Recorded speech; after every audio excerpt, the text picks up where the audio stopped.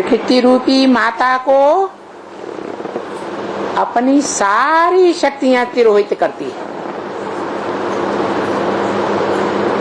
सारे संसार में अग्नि भयंकर प्रभाव दिखाती है। एटम बमों की आग में तो सारी दुनिया तपेगी ही। सूर्य में से जो अग्नि का ताप निकलता है उससे भयंकर तपित होगी। जल, सारी पृथ्वी पर जलमय लाएगा। क्या क्या लाएगा? जल। क्या लाएगा? है जल। क्या लाएगा? सारी पृथ्वी पर जलमयी हो जाएगी। जैसे आग बरसती है ना, वो तो स्थूल आग है। जो द्वापर युग में द्वैतवादी धर्म पिताओं के आने से शुरू होती है, क्योंकि धर्म पिताओं के आने से कामाग्नि भी शुरू होती है। देवताओं में कामाग्नि नहीं होती थी। तो जैसे ये कामाग्नि सारे संसार में भयंकर रोला मचाएगी। अनल माने अग्नि, और बड़वा अनल माने बहुत बड़ी अग्नि। इससे बड़ी अग्नि और कोई होती नहीं। इसे दावानल कहते हैं। दावानल माने जो जंगल में आग लगती है उसको कहते हैं दावानल। लेकिन जंगल में जो आग लगती है वो जंगल तो जमीन पर ही होगा ना, तो जंगल भी छोटा होगा। और समंदर तो पृथ्वी से 3 गुना 4 गुना बड़ा है। तो उसमें आग लगेगी तो कितनी बढ़ सकती है? सारे समंदर को घेर सकती कि नहीं? तो सूरज इतना तपेगा। अब सूरज, स्थूल सूरज भी, हाँ ऐसे नहीं समझना कि बेहद का सूरज नहीं, स्थूल सूरज भी इतना तपेगा, क्योंकि सूरज है बाप और पृथ्वी है क्या? हाँ, पृथ्वी है माता। तो माता में जब ये हाल होता है कि भाई उसके अंदर से आग फटती है, आग फटती है तो हृदय फाड़ के सारी आग बाहर आएगी कि नहीं? है, आती है ना। भूकंप आते हैं ना, भूकंप आते हैं, ज्वालामुखी फटते हैं, तो सूरज भी खूब जोर से गर्म होता है। इतना डिग्री गर्म होता है कि पृथ्वी के जंगल तो छोड़ो, उनमें तो आग लगेगी ही लगेगी क्या। लेकिन जो समंदर है ना, सागर, उस सागर में ऐसी आग कभी नहीं लगती है। 2500 वर्ष में भी है, जो भूकंप आने की दुनिया है ना 2500 साल की, उसमें कभी ऐसी आग नहीं। जब अर्ध विनाश हुआ था, आधा विनाश हुआ था ना, कब? त्रेता के अंत में हुआ था ना। हाँ, तो वो तो बहुत बड़ा विनाश हुआ था, बड़े भूकंप आए थे। उतने बड़े भूकंप तो अभी तक आए भी नहीं है। लेकिन जब टोटल विनाश होगा, जिस विनाश के लिए बाबा कहते हैं वो विनाश सामने खड़ा है, तो उसमें तो सूरज इतना तपेगा, इतना गर्म हो जाएगा, हद का कि बेहद का भी। दोनों बेहद के, हद और बेहद दोनों सूरज इतने गर्म हो जाएंगे कि उस सागर में जितना भी पानी है ना, क्या जल क्या करेगा? जोर से बॉइल्ड वाटर बनेगा। अग्नि खाना भी पकाती है, इतना स्वादिष्ट भोजन बन जाता है, इस तरह सुख भी देता है वो तत्व। और जब भयंकर रूप धारण करता है अग्नि तत्व, तो चारों तरफ दुनिया में आग ही आग। जंगल में आग लगती है, समंदर में आग लगती है, मकानों में आग लगती है, भयंकर रूप धारण कर देता है। तो पृथ्वी, जल, वायु, अग्नि, आकाश, आकाश तत्व भी, अभी तो आकाश तत्व भी दुखदाई बन गया। कैसे? जो ओजोन परत है आकाश की वो फटने लगी, तो सूर्य की किरणें सीधी पड़ती है मनुष्य के ऊपर, तो ढेर सारी बीमारियां पैदा हो रही है। गर्मी बहुत बढ़ती जा रही है हर साल। कुरान में लिखा हुआ है कि जब विनाश होगा तो आकाश बहुत तपेगा, सूरज आग उगलेगा, लोग सहन नहीं कर सकेंगे। प्रकृति में तो इतनी ताकत है कि वो भूकंप लाएगी तो सारी दुनिया में जो बड़ी बड़ी ऊंची ऊंची इमारतें हैं उनमें दुनिया के ज्यादा से ज्यादा तादाद में लोग भरे पड़े हैं, वो सब मर पड़ेंगे। दुनिया का सबसे बड़ा विनाश होता है भूकंप से।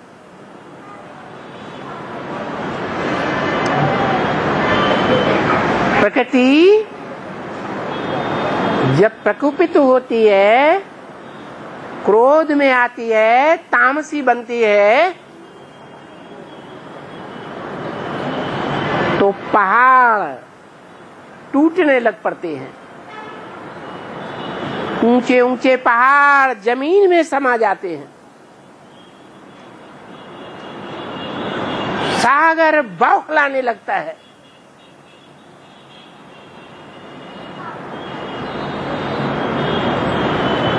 और ये हवाएं बड़े बड़े तूफान लाती हैं, सारी दुनिया में आग बरसती है।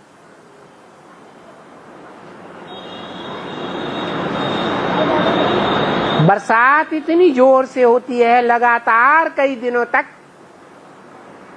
कि सारी दुनिया में बाढ़ ही बाढ़ आ जाती है पानी की। शास्त्रों में लिखा है जलमयी। विदेशियों प्रति शिव बाबा की चेतावनी अथवा संकेत। अरे विदेशियों की दुनिया में, विदेशों में दिन प्रतिदिन शक्ति होती जाएगी।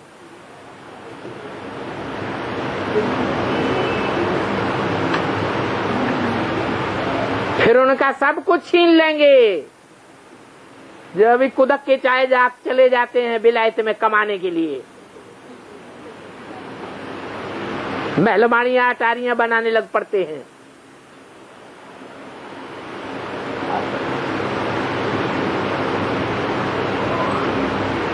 खाली हाथ आना पड़ेगा।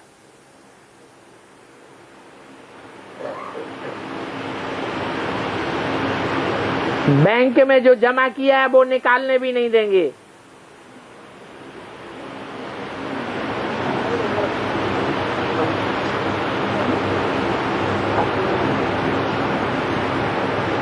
वापस आना भी बहुतों का मुश्किल हो जाएगा।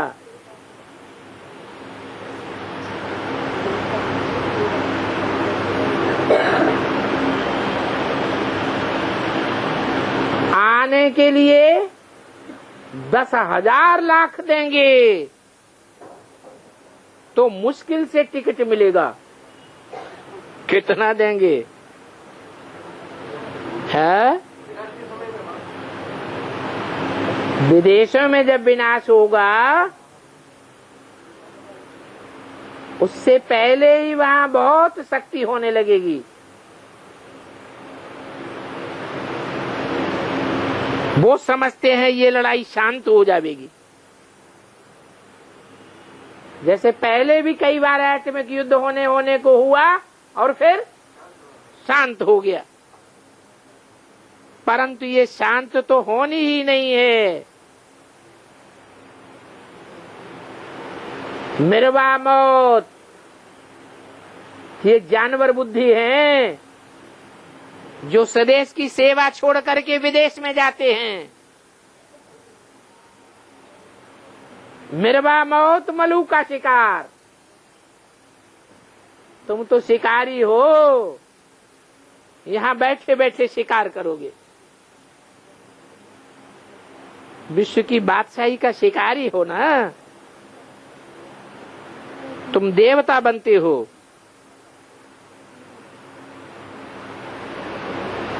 तो जब देवता बनेंगे तो इस कलयुगी पति सृष्टि पर आ ही नहीं सकेंगे। गीता में भी है भगवान वाच, विनाश भी देखा तो स्थापना भी देखी। साक्षात्कार हुआ ना। ये सभी प्रकार के साक्षात्कार अंत में होंगे। देखेंगे फलाने फलाने यह बनते हैं। फिर उस समय रोवेंगे भी बहुत और पछतावेंगे भी बहुत। बहुत सजाएं खावेंगे, फिर कर कुछ भी नहीं सकेंगे। ये तो 21 जन्मों की लॉटरी है। फिर बहुत पछतावेंगे, अपने नसीब को कूटेंगे, क्योंकि स्मृति तो आती है ना।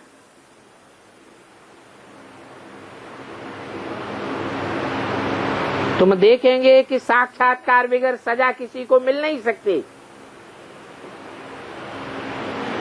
साक्षात्कार करावेंगे कि कैसे कैसे अपने बुढ़े माँ बाप को छोड़ करके चले जाते हैं विदेश में कमाई कमाने। अपनी मौज मस्ती याद रहती है, माँ बाप भी भूल जाते हैं। मुरली में तो बोला है, जब विनाश होगा तो लाखों रुपया देने के लिए तैयार होंगे तो भी आने की परमिशन नहीं मिलेगी, और हवाई यात्रा का टिकट भी नहीं मिलेगा।